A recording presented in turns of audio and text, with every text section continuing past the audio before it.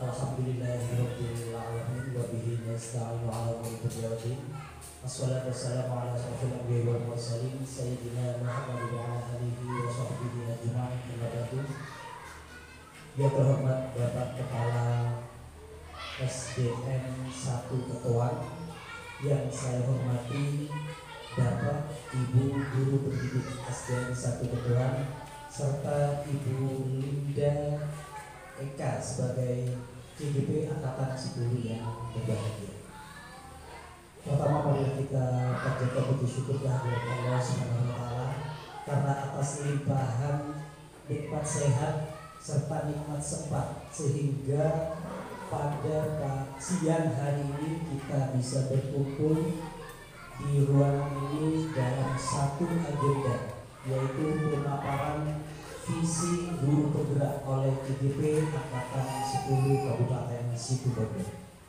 Salawat serta salam marilah selalu kita haturkan kehadiran baginda Rasul Nabi besar Muhammad SAW. Bapak Ibu yang saya hormati, izin saya memperkenalkan diri terlebih dahulu. Nama saya Fauzi. Saya adalah pengajar praktik di Angkatan 10, yang mana Ibu Linda sebagai salah satu binaan saya dari 6 CGP di Kabupaten Situbondo. Saya sehari-hari instansi saya di Dinas Pendidikan dan Kebudayaan Kabupaten Situbondo sebagai pengawas sekolah jenjang SD. Adapun acara pada siang hari ini, yang pertama adalah pembukaan, yang kedua adalah sambutan sekaligus arahan dari Bapak Kepala Sekolah, yang ketiga adalah pemaparan atau presentasi visi guru penggerak, yang dilanjutkan dengan diskusi dan diakhiri dengan doa. Marilah kita buka acara pada siang hari ini dengan pembacaan ayat kitab. Semoga apa yang kita cita-citakan ke depan selalu diridhoi oleh Allah Subhanahu wa taala. Ala hadhihi wa ala kulli niyatin sholihah. Al-Fatihah.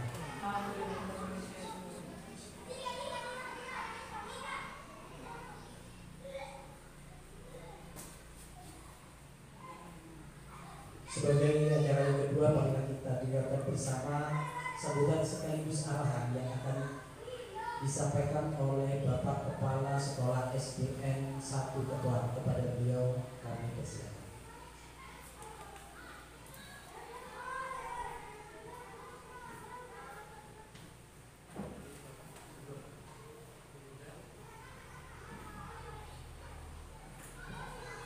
Assalamualaikum warahmatullahi wabarakatuh. Waalaikumsalam warahmatullahi wabarakatuh. Yang saya hormati Bapak Pendamping CGP Angkatan 10, Bapak Rosi, Bu Linda sebagai calon guru penggerak, beserta Bapak dan Ibu guru SDN 1 Ketuan yang saya banggakan. Alhamdulillah, puja puji syukur kepada Allah, kita telah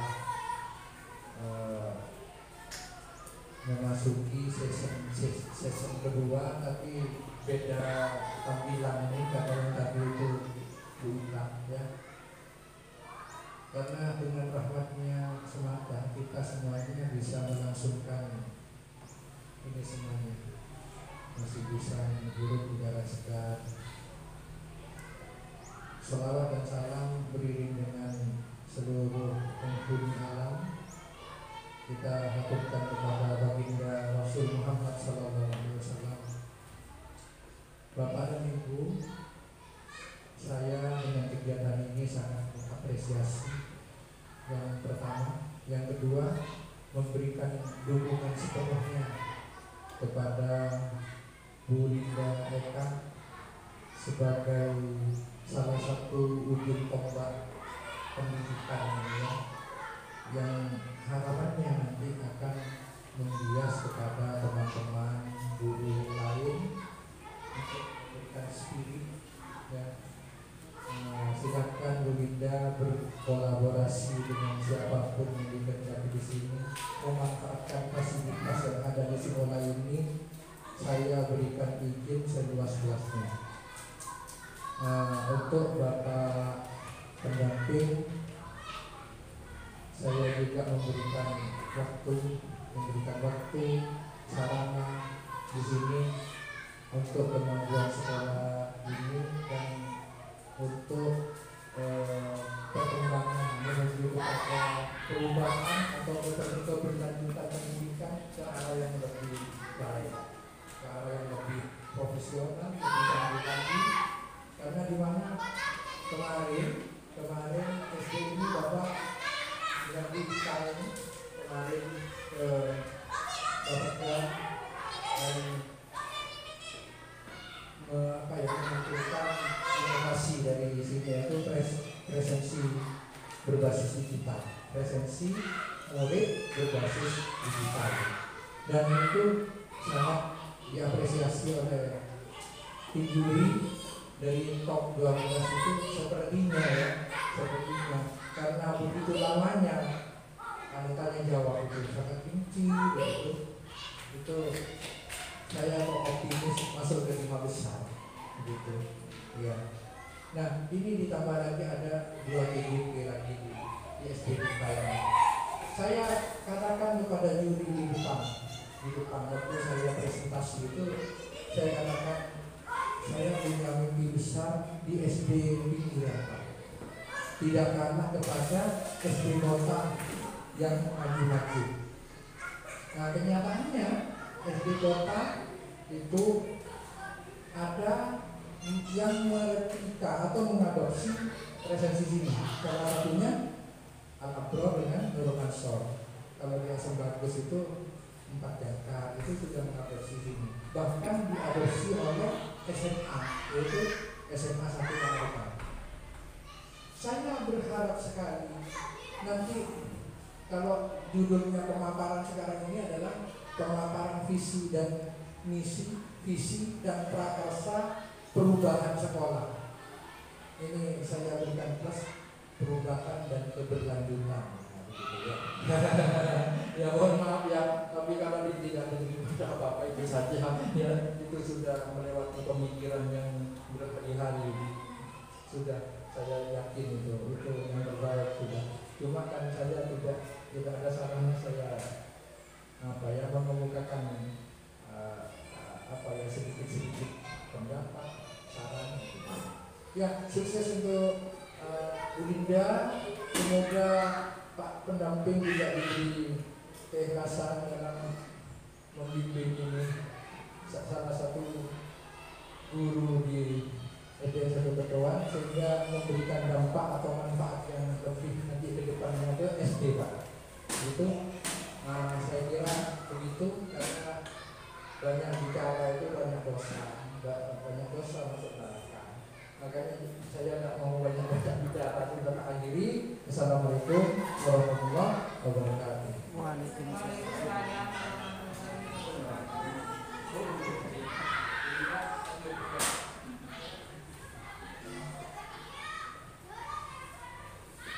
Bisa berterima kasih kepada Bapak Kepala Sekolah. Baik Bapak Ibu, ini karena sesi sudah agak siang ya Bu Linda. Nanti Bu Linda sampai berapa jam? 3 jam? Apa 4 jam? Baik, sebelum saya persilakan Bu Linda, saya biar dikatakan cakep Bapak Ibu, saya akan berpantun satu saja ya. Hari ini saya dengan berjasa tidak lupa membeli roti. Saya melihat Bapak Ibu semangat yang luar biasa, saya ucapkan terima kasih. Baik Bapak Ibu, saya persilakan Ibu Linda untuk mempresentasikan visi dan prakarsa KGP-nya. Pada Bu Linda, dipersilakan.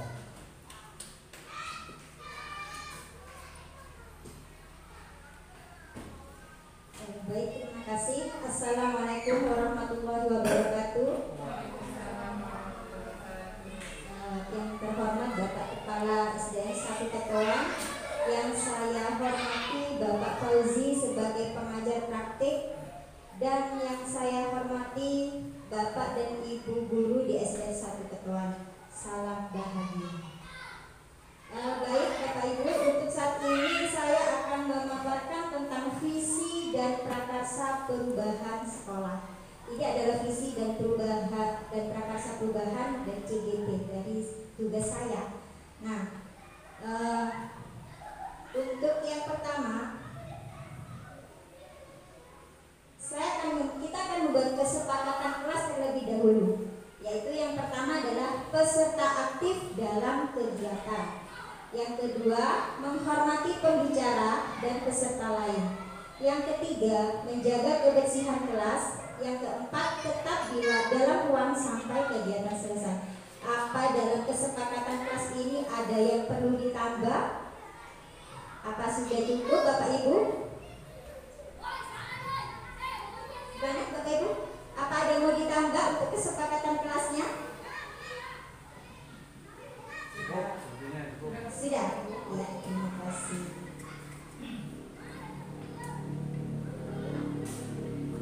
Nah, kita lihat di sini ada puisi, yaitu yang berjudul Aku Melihat Indonesia.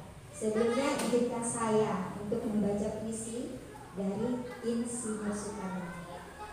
Jikalau aku berdiri di pantai Nilier, aku mendengar lautan Hindia bergelora membanting di pantai Nilier itu. Aku mendengar lagu Sajak Indonesia. Jikalau aku melihat sawah-sawah yang memuni, menghijau, aku tidak melihat lagi batang-batang padi yang memuni, menghijau. Aku melihat Indonesia. Jikalau aku melihat gunung-gunung, Gunung Merapi, Gunung Semeru, Gunung Merbabu, Gunung Tangkuban Perahu, Gunung Kelebet, dan gunung-gunung yang lain, aku melihat Indonesia. Jikalau aku mendengarkan lagu-lagu yang merdu dari Batak, bukan lagi lagu Batak yang kudengarkan, aku mendengarkan Indonesia. Jikalau aku mendengarkan Pangkur Palaran, bukan lagi Pangkur Palaran yang kudengarkan, aku mendengar Indonesia. Jikalau aku mendengarkan lagu Olesio dari Maluku, bukan lagi aku mendengarkan lagu Olesio, aku mendengar Indonesia. Jikalau aku mendengarkan burung perkutut menyanyi di pohon, ditiup angin yang sepoi-sepoi, bukan lagi aku mendengarkan burung perkutut, aku mendengarkan Indonesia. Jikalau aku menghirup udara ini, aku tidak lagi menghirup udara, aku menghirup Indonesia.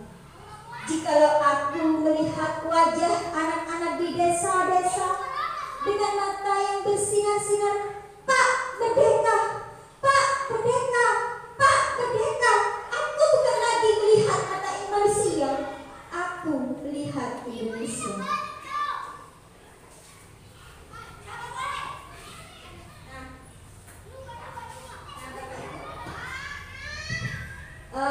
Dari puisi yang saya baca barusan, apa makna yang tersirat dari puisi tersebut? Mungkin Bapak Ibu ada yang bisa menafsirkan tentang apa? Bapak? Tentang Indonesia. Indonesia. Ibu?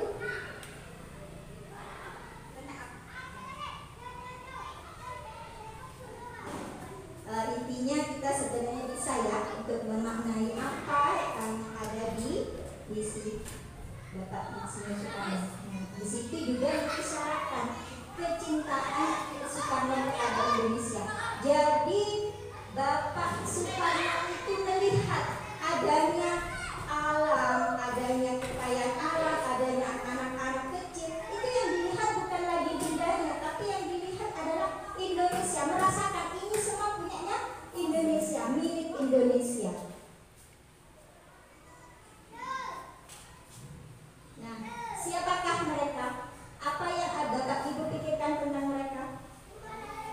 Untuk sejenak Ibu bisa berpikir, apa yang bisa Bapak Ibu pikirkan tentang mereka? Anak-anak Indonesia. Anak-anak Indonesia, ya. Monggo, Ibu. Kerukunan. Ya, siapa lagi? Mau menyampaikan pendapat? Bapak Endi mungkin atau anak saya itu?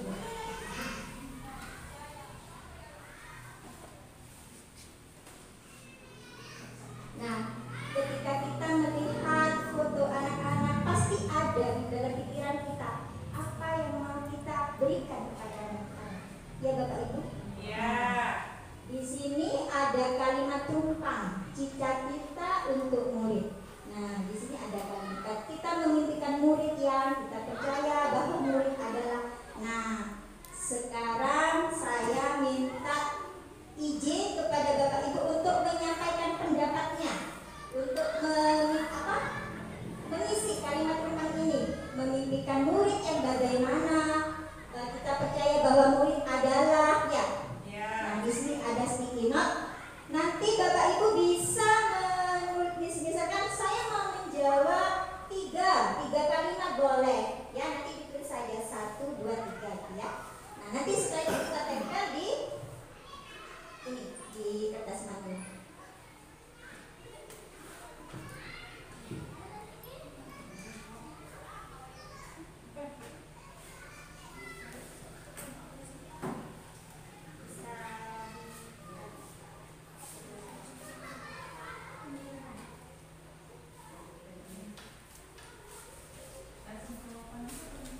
Langsung saja jawabannya, cuma ditulis angka 1 gitu, 1, 2 sampai 6. Boleh dijawab semuanya ya, kalau bisa minimal 3 lah.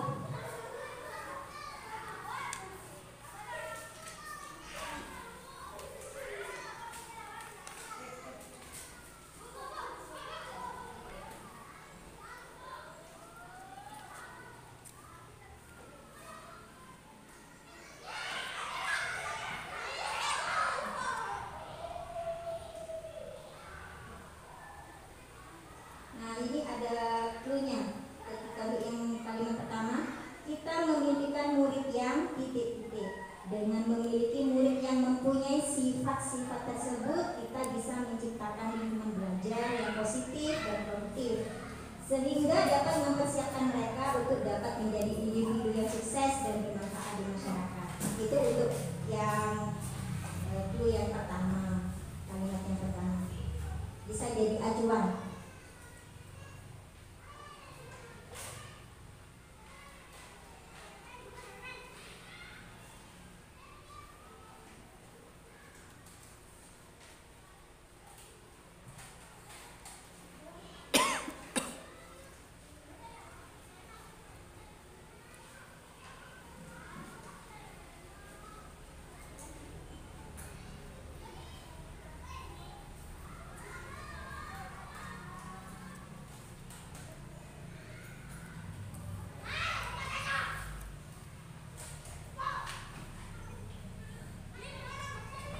Baik, kita lanjut ke kalimat yang kedua. Kita percaya bahwa murid adalah. Nah, di sini ajarnya dengan kepercayaan ini kita dapat membuat komitmen untuk mendukung dan menuntun murid kita untuk bisa mencapai potensi maksimal mereka dan dapat memberikan dampak positif bagi dunia. Kita percaya bahwa murid adalah.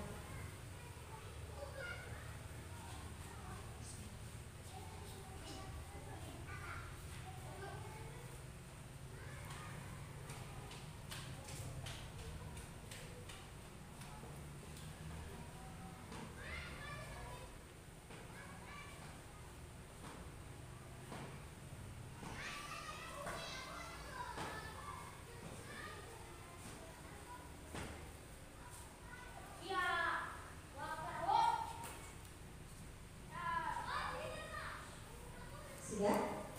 Kita lanjut ke kalimat ketiga. Di sekolah kita mengutamakan titik-titik. Tujuannya dengan mengutamakan hal-hal tersebut kita berkomitmen untuk menciptakan lingkungan belajar yang nyaman, holistik, dan mendukung perkembangan murid secara menyeluruh.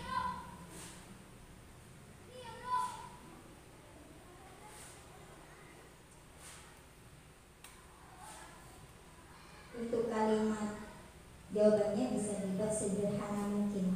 Yang penting daya nalar kita Bapak Ibu ya. Apa yang Bapak Ibu cita-citakan, apa yang Bapak Ibu impikan untuk murid kita, untuk sekolah kita. Di sekolah kita menutamakan apa?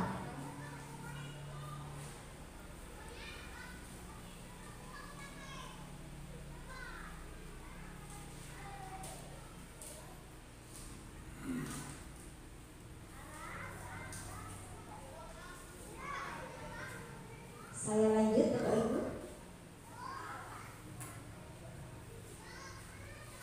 Murid di sekolah kita sadar betul bahwa dengan kesadaran hal ini murid di sekolah kita dapat menjadi anak yang bertanggung jawab, memiliki integritas tinggi dan siap menghadapi tantangan di masa depan.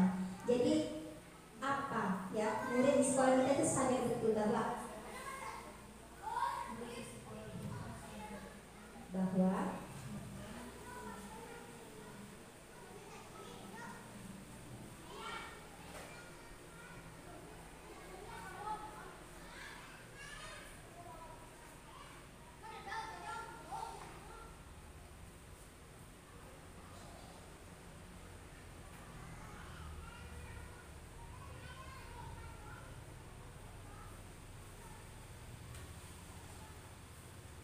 saya lanjut Bapak Ibu.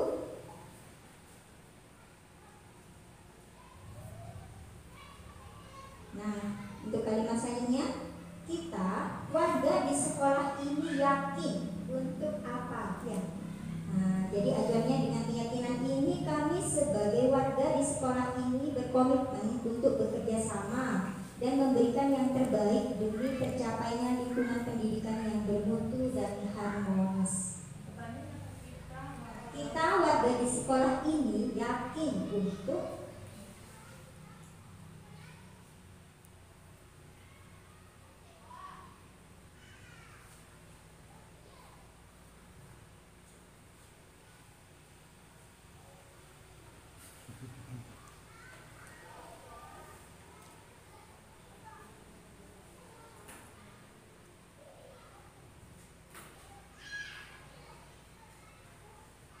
saya lanjut ya Bapak Ibu.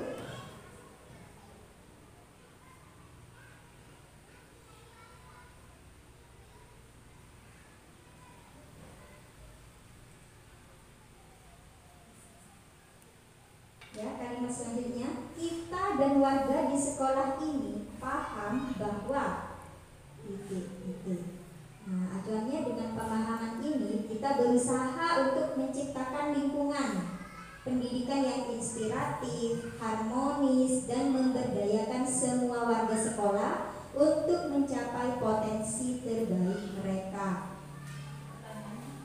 Pertanyaannya, kita dan warga di sekolah ini paham bahwa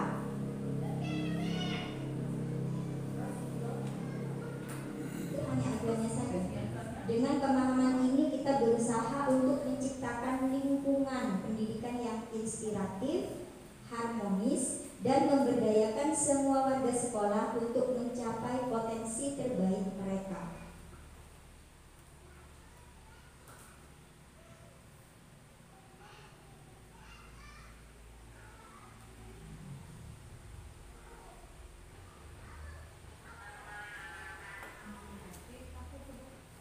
Harmonis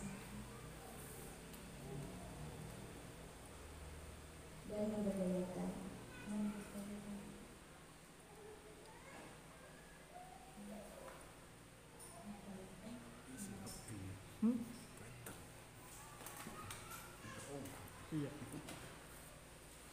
Sudah, saya lanjut ya Bapak.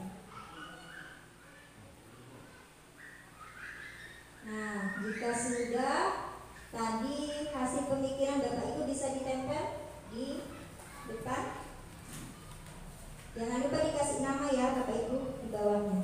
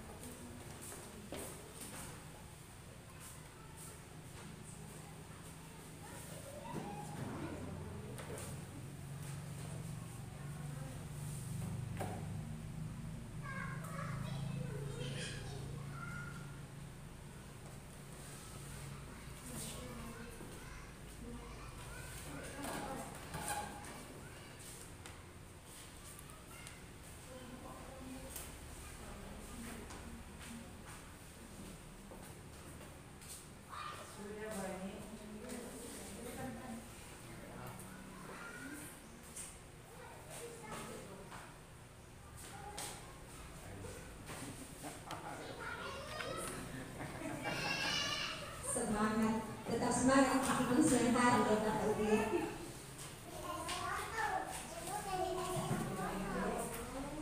Nah, sudah. Untuk yang pertama, kita memimpikan murid yang saya lihat. Coba Jordan. Ya, ini dari Bu Risa. Murid yang berakhlakul karimah. Nah, ternyata Ibu Risa memimpikan murid yang berakhlak karimah. Dan Bapak Agus baik, sopan, disiplin, dan semangat dalam belajar. Jadi ternyata impian murid kita itu tidak jauh beda ya Bapak Ibu ya. Ada juga yang murid yang mandiri, cerdas, dan bernalar kritis, berakhlak mulia. Ternyata hampir sama cita-cita kita dalam memimpikan murid yang berakhlak karimah ya. Nah, yang kedua, kita percaya bahwa murid adalah anak yang bisa dilatih hidup disiplin, terus bisa mencapai sukses. Murid yang bisa disiplin, ternyata hampir sama juga. Kita percaya bahwa murid adalah anak yang harus disiplin ya Bapak Ibu ya. Nah, yang ketiga, di sekolah kita mengutamakan. Di sini ada jawabannya, sikap saling kerjasama antar sesama, harus siap menghadapi tantangan di masa depan. Ada lagi murid untuk belajar. Ya, sebenarnya hampir sama juga jawabannya. Nah, yang keempat, murid di sekolah kita sadar betul bahwa bermanfaat untuk orang lain. Ada lagi, tugas mereka adalah belajar. Pentingnya pendidikan. Ya, hampir sama juga sebenarnya pemikirannya Bapak Ibu ya. Murid di sekolah kita sadar betul bahwa anak itu harus apa? Memberikan, harus yang menghadapi tantangannya dia di masa depan.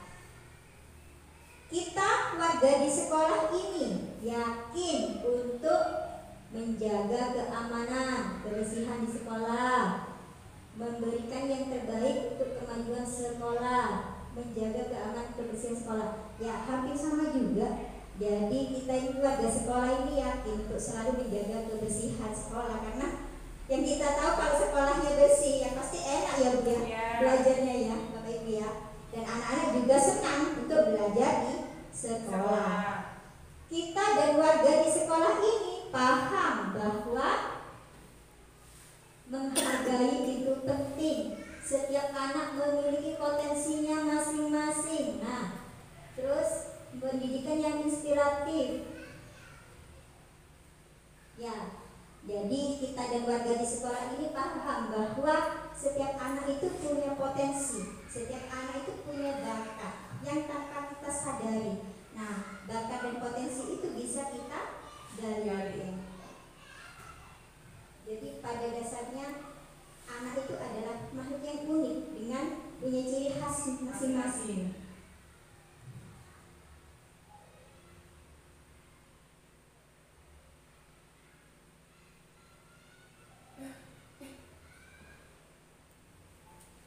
Nah, itu tadi adalah sebuah impian atau cita-cita yang bisa kita ungkapkan pada visi. Jadi visi itu apa Bapak Ibu? Siapa yang tahu? Ada yang tidak apa-apa, beda-beda jawaban. Namanya pemikiran masing-masing ya. Apa visi Bu? Tujuan. Pandangan. Apalagi? Cita-cita. Ya, visi itu juga cita-cita, impian, pandangan, juga bisa sebagai representasi visual kita tentang masa depan. Jadi ketika kita punya impian, kita kan punya impian anak ini mau jadi apa, mau kita jadikan apa untuk masa depannya. Itu adalah salah satu sebuah visi. Coba visi ya Bapak Ibu ya.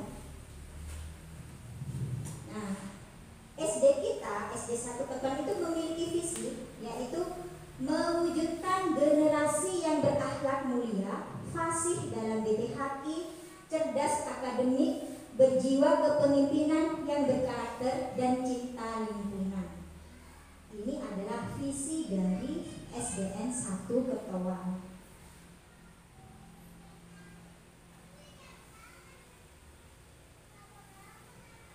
Nah, apakah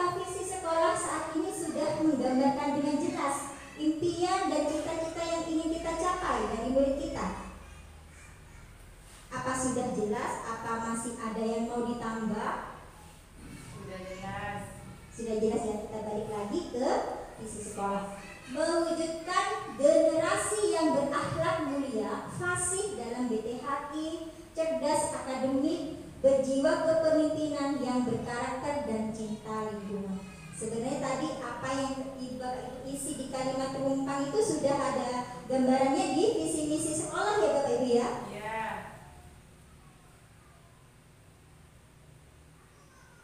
Nah, saya sebagai guru penggerak memiliki visi mewujudkan peserta didik yang cerdas dan berkarakter profil pelajar Pancasila. Mengapa harus profil pelajar Pancasila? Karena yang saya yakini dalam profil pelajar Pancasila itu ada 6 elemen, itu sudah mencakup semuanya. Mungkin ada yang ingat profil pelajar Pancasila ada apa saja 6 elemen itu? Atau kalau nggak ingat biasanya dinyanyikan. Pelajar Pancasila beriman dan bertakwa, ya, terus berkebinekaan, beriman dan bertakwa, terus apa lagi? Terus gotong royong, mandiri, kreatif, dan bernalar kritis. Ya, ternyata 6 elemen itu sudah mencakup semua ya, sangat kompleks.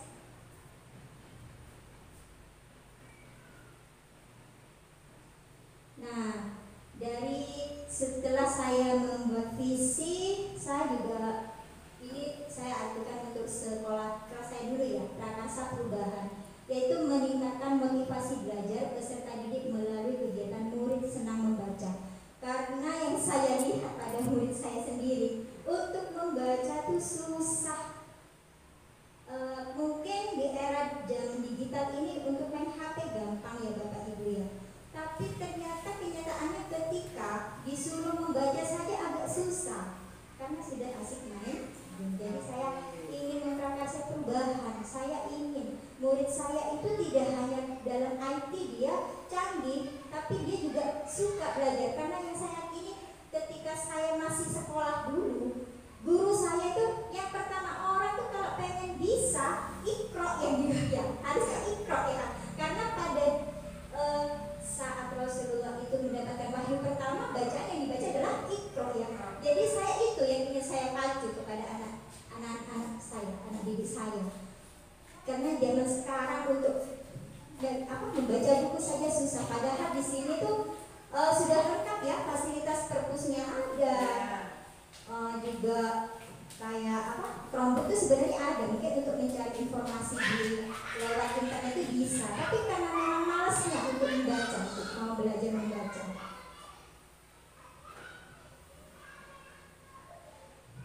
Nah, ketika kita membuat visi itu ada pendekatan inquiry apresiatif, yaitu merupakan strategi yang berbasis kekuatan. Jadi apa yang mau kita aset yang akan kita berikan kepada anak, apa yang harus jadi kekuatannya.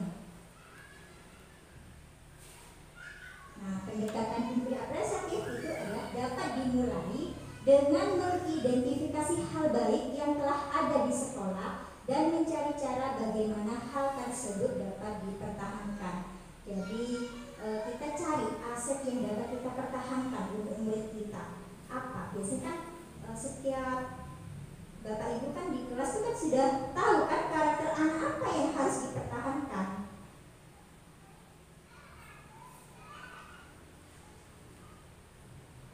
Nah, untuk agar mudah melaksanakan visi dengan pendekatan inquiry apresiatif, maka langkah yang dapat dilakukan adalah dengan menggunakan alur bagja. Di sini saya membuat Prakasa Perubahan itu menggunakan alur bagja, di mana bagja itu adalah sebuah akronim. Nah, tahapan alur bagja itu yang pertama adalah buat pertanyaan, yang kedua ambil pelajaran, ketiga gali mimpi, keempat jabarkan rencana, dan atur eksekusi. Jadi ketika kita membuat sebuah Prakasa Perubahan, kita menggunakan alur bagja ini buat pertanyaan terlebih dahulu. Nah, di situ buat pertanyaan utama. Nah, di sini sudah ada petunjuknya. Pertanyaan utama dibuat untuk menentukan arah penyelidikan kekuatan atau aset potensi peluang, mendefinisikan tujuan. Jadi kita cari tujuannya anak kita itu untuk apa? Dibuat pertanyaan. Nah, di sini saya ketika membuat pertanyaan, saya menggunakan apa yang harus saya lakukan untuk mewujudkan murid senang membaca. Karena yang saya lihat memang susah ya untuk membaca. Nah, kita buat daftar itu tindakan atau penyelidikan. Pertama, mencari informasi dari berbagai sumber bagaimana cara mewujudkan murid yang senang membaca. Yang kedua, membuat kuesioner kebutuhan buku yang disukai anak-anak. Yang ketiga, berkolaborasi dengan pemangku sekolah dengan Bapak Ibu, dengan teman sejawat, dengan kepala sekolah. Nah, mengenai strategi cara mewujudkan murid senang membaca. Lanjutnya yang untuk ambil pelajaran. Di ambil pelajaran ini, pertanyaan di tahap ini adalah pertanyaan-pertanyaan lanjutan untuk mengenali kekuatan atau aset. Nah, terus yang kedua, tindakan yang diharapkan pada tahap ini adalah apa saja yang dapat dilakukan untuk menggali fakta, memperoleh data. Nah, di pertanyaan ini saya mengungkapkan tindakan apa yang perlu dilakukan untuk mewujudkan murid senang membaca. Lalu tindakan saya lakukan mencari informasi ketersediaan buku-buku yang menarik untuk dibaca murid. Sebenarnya di zaman era digital ini tidak susah ya Bu untuk mendapatkan, karena sudah banyak untuk buku-buku elektronik. Mungkin kalau di bosen Bu, kalau di perpustakaan bukunya itu saja, kita bisa mencari di media elektronik. Terus situasi apa yang dapat mendukung agar murid senang membaca? Nah, saya mencari referensi suasana tempat yang nyaman untuk membaca. Mungkin di kelas anak-anak rasa jenuh kalau baca. Di perpustakaan yang kaku mungkin. Nah, kita bisa buat dengan membaca di ya.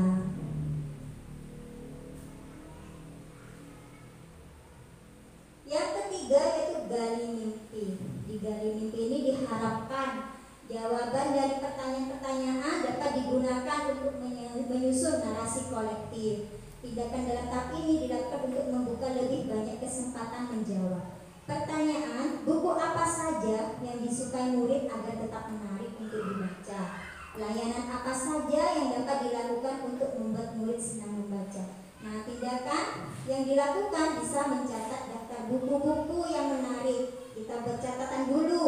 Terus memberi berbagai jenis buku bacaan yang menarik. Jadi kita kan sudah tanya apa buku yang kalian sukai. Kita bisa memberikan jenis buku yang menarik. Memberikan tempat dan suasana yang menyenangkan. Ya seperti tadi, misalkan sudah di kelas jenuh, bisa di lingkungan halaman sekolah. Selanjutnya adalah jabarkan rencana. Jabarkan rencana ini diharapkan dapat membantu mengidentifikasi tindakan konkret atau menjabarkan langkah-langkah yang diperlukan. Tindakan yang diharapkan dapat dilakukan untuk membantu terciptanya organisasi yang ideal dalam pencapaian mimpi. Di pertanyaan, berapa lama waktu yang dibutuhkan untuk melaksanakan mewujudkan murid senang membaca? Bagaimana cara mengukur kemajuan dari program tersebut? Untuk berapa lama waktu yang dibutuhkan, yaitu mendaftar capaian target. Misalkan dalam 1 bulan. Biasanya dalam 1 bulan itu ketika anak diajak membaca, ternyata cuma 1 kali dalam 1 bulan. Nah, kita bisa bertarget paling tidak dalam 1 bulan itu 5 kali untuk membaca bersama. Nah, itu sudah ketika misalkan itu sudah sesuai, berarti sudah mencapai target.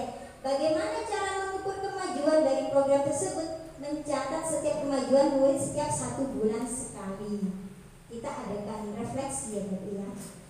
Usaha apa yang dapat dilakukan untuk mewujudkan murid senang membaca? Memberi buku beraneka ragam dan bervariasi sesuai kebutuhan murid dalam bidang pendidikan dan informasi ya. Jadi seperti tadi kita tidak hanya terpaku pada buku cetak, karena sudah banyak media elektronik yang menyediakan buku-buku elektronik. Bagaimana cara mempertahankan agar murid tetap senang membaca? Mengkondisikan layanan tempat tetap nyaman untuk membaca. Ya seperti tadi kita belajar dengan suasana yang nyaman. Jadi seperti mimpi tadi Bapak Ibu, sekolah kita harus bersih. Selanjutnya atur eksekusi. Di atur eksekusi ini diharapkan dapat menentukan siapa yang akan berperan dalam pengambilan keputusan, memulai budaya belajar yang apresiatif. Lalu tindakan ini juga dilakukan untuk mendesain pola komunikasi dan pengelolaan rutinitas menggunakan bisa protokol SOP, budaya belajar.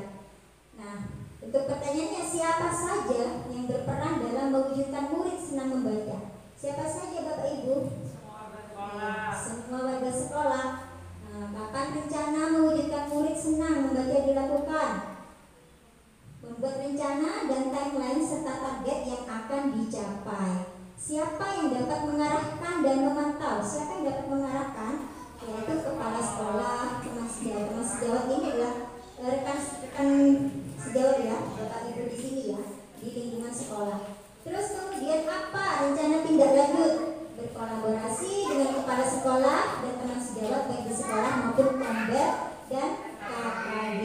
Ya, kita bersama-sama berkolaborasi. Bagaimana kita membuat sebuah perubahan itu menjadi nyata, menjadi berkelanjutan, tidak hanya diam di situ ya Bapak Ibu. Nah, mungkin dari sini pemaparan yang saya sampaikan ada yang mau ditanyakan atau ada pendapat lain, ada usulan gimana?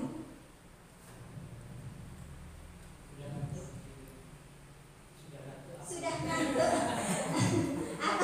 Karena ini jam rawan ya Bapak Ibu ya. Baiklah, jika memang tidak ada. Nah, dari semak itu saya sebagai calon guru penggerak memiliki tujuan akhir, yaitu ingin anak didik saya itu memiliki karakter, yaitu profil pelajar Pancasila, di mana tadi sudah dijelaskan ya Bapak Ibu ya, profil pelajar Pancasila itu ada 6 elemen yang sangat kompleks sekali ya. Beriman, bertakwa kepada Tuhan dan berakhlak mulia. Terus mandiri, ya, berkebinekaan global, bergotong royong, bernalar kritis dan kreatif.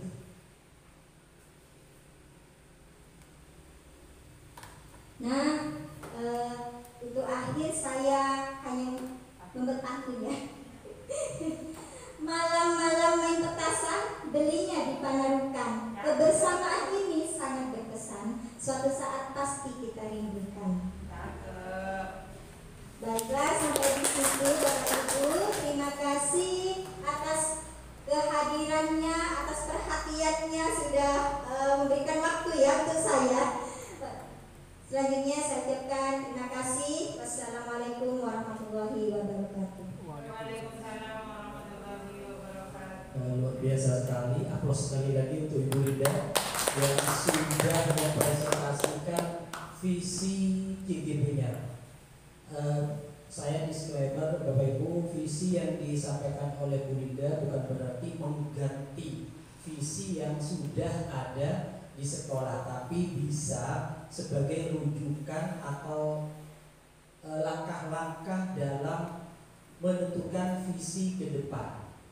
Dalam menentukan visi sekolah, kita warga sekolah memang harus terlibat. Diawali dengan pembentukan tim pengembang kurikulum di KOSP yang kemudian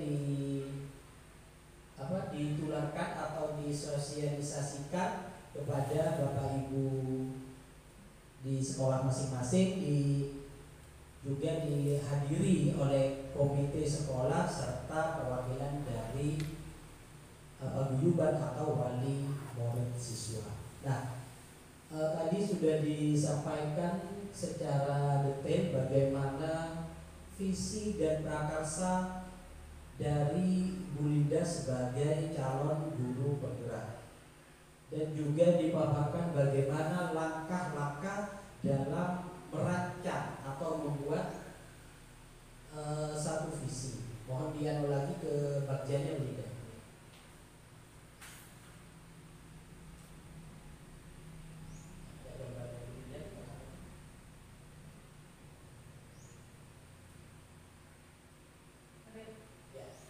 Ini sedikit saya kritisi ya Bu Linda. Kan babnya diawali dari B. Kalau kita artinya teman bukan guru penggerak, ini akan dibaca jabak. Ya, harusnya B-nya di sini dulu. A G J A. Ya.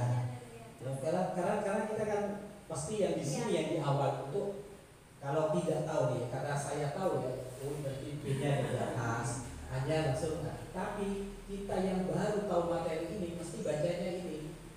Iya. Ini duluan. Nah, itu sebagai bentuk pembelajaran bagaimana kita merancang sebuah PPT yang sistematis. Yang kedua, di gali mimpi itu tadi juga dijelaskan tentang di gali mimpi. Nah, buku apa saja yang disukai murid agar tetap menarik, terus layanan apa saja. Nah, berkaitan dengan senang membaca di sini kan ada hubungannya dengan literasi. Nah, ketika kita berbicara tentang literasi, agar anak sering atau senang masuk ke perpustakaan, khususnya perpustakaan di sekolah ini kan perlu ada jadwal. Namun yang sering dilupakan, apakah gurunya juga ada jadwal untuk membaca? Nah, itu yang sering dilupakan. Kita selalu, ayo anak ke perpustakaan, jam ini kelas 1, hari ini kelas 2, gurunya baca WA di sini. Misalnya seperti itu. Jadi kita salah satu refleksi ketika anak biar senang, gurunya juga harus mau melibatkan dirinya atau juga ada minimal ada jadwal membaca ke perpustakaan juga. Karena anak-anak juga akan melihat, oh kalau bapak ibu membaca, saya juga harus membaca. Kalau misalkan hanya anak-anak saja yang dipush untuk membaca, sementara gurunya tidak membaca, kan kewalahan juga petugas perpusnya nanti. Yang pertama. Yang kedua, literasi. Literasi itu tidak hanya di perpustakaan, di dalam kelas ataupun di luar kelas itu juga bisa literasi. Kalau di dalam kelas biasanya ada sudut baca. Nah, ini yang sering kita keliru persepsi antara sudut baca dan pojok baca. Kalau sepintas sama Pak, sama-sama sudut, sama-sama baca. Nah, dari apa yang saya pelajari mungkin bisa jadi tambahan ilmu bagi kita semua. Yang di kelas itu sudut baca, sedangkan yang di luar itu adalah pojok baca. Di mana tempatnya pojok baca? Pojok baca itu bisa di area-area misalkan antara perpus, jadi ruang guru dengan ada misalkan ada jeda. Di sini itu pojok-pojok baca.